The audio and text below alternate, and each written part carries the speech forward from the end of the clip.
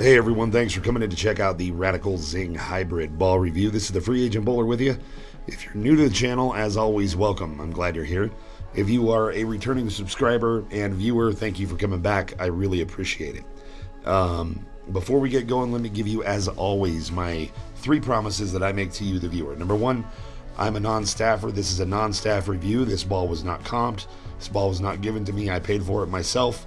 And I want you to see good shots and bad shots. I want you to see everything that I do with this ball so that you can maybe make a better decision if it works for you. Number 2, every ball that I review has at least 10 games. As of the shooting of this video, this ball had 12 games. And then number 3, guys, just honesty. I have nothing to gain and everything to lose by doing it any other way. So you have my word that I will be honest and forthright in all of my reviews, no matter what. So let's get to the specs here. Went with a 65 by 4.5 by 40, which is a familiar layout for me. 249 RG 051 differential.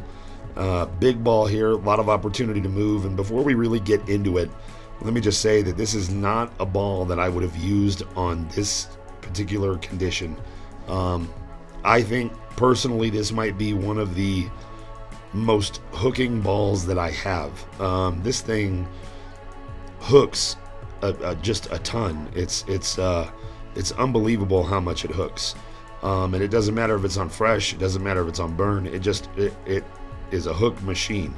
So in this game, you're gonna see that I'm fishing around. You know, I'm trying to find a good line here, but this is a shape that I regularly have to play with this ball, which is much more inside. I mean, we're anywhere from 22 to 25 throughout this game. And this is pretty typical for me with this ball. It just is too big to stay on the right side. It needs a lot of room to move for me, and it just is a big ball. So you'll see me, I'm fishing around, I go back and forth, and this is kind of typical for this ball for me. I just really struggle to strike with this ball. Currently my first ball strike percentage with this ball is 53.8%. My scoring average with this ball through 12 games is only a 206.43. So I'm not scoring particularly well with this ball, and I don't know if it is that I'm maybe not a match for the core and the cover, if the drilling itself is not a match for the ball, or I'm just not sure what the issue is. But for me personally, I really struggle trying to score with this ball. I think it's a good ball for certain people, and in certain conditions could be a good ball, but as far as a ball that I would use game in, game out, I'm not sure that it reaches that level for me. I mean, this ball is quick.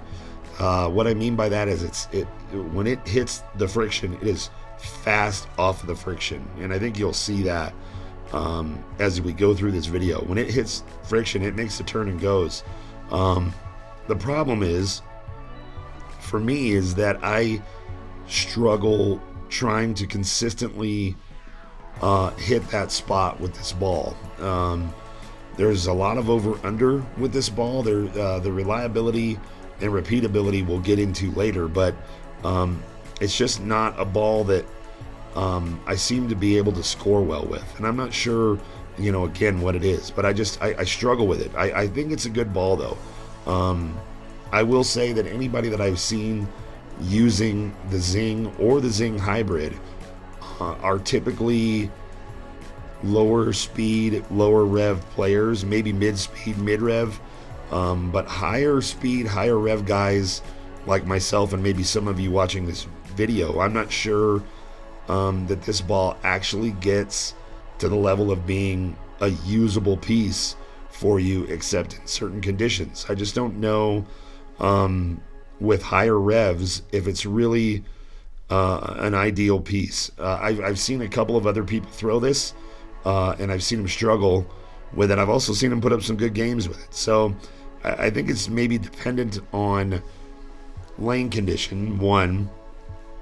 I think it's dependent on how you throw the ball to, and I just think maybe the layout has something to do with it. This layout might not work well for this ball, but in all fairness, this is not a ball that I would have used on this condition. In practice, I'd have said, nope, this is not the right ball, and I'd have put it away. So kind of square peg, round hole this one, but wanted to get it out there and give you guys a look at it. So we finished out this game at 214, which isn't bad, but you can see that I was fishing the whole time. Just couldn't find anything. So the question becomes, does it make the bag, and is it the main bag or the 3-ball tote? Well, it makes neither. I think I'm going to play with some surface changes and maybe reassess this ball.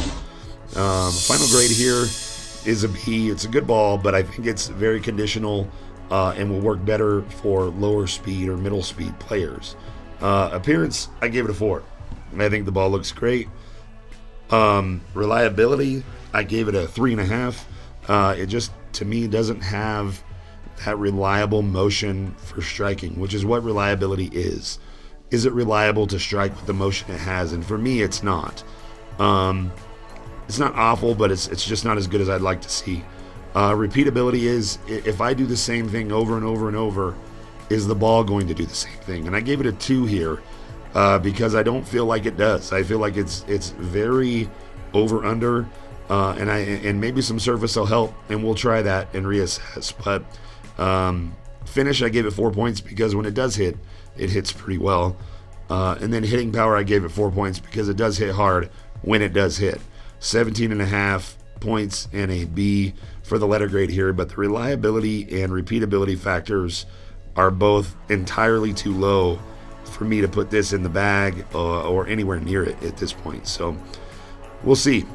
So what's in the main bag?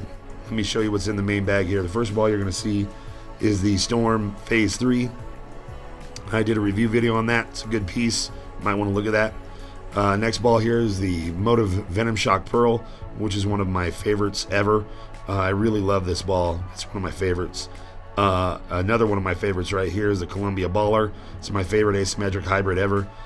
Great piece. And then we've got the Motive Alpha Jackal, which is a great ball. And then the ball to replace the After Dark Hybrid.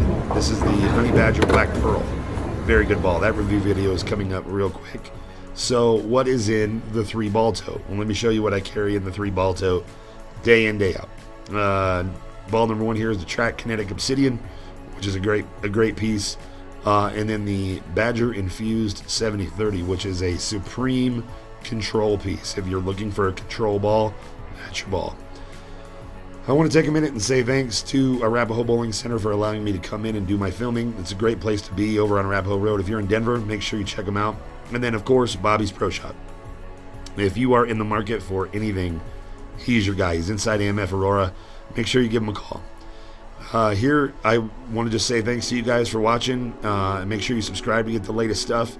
Here's my email address. If you have any questions, comments, inquiries, email me. I'm happy to respond. Thanks, guys. See you next time.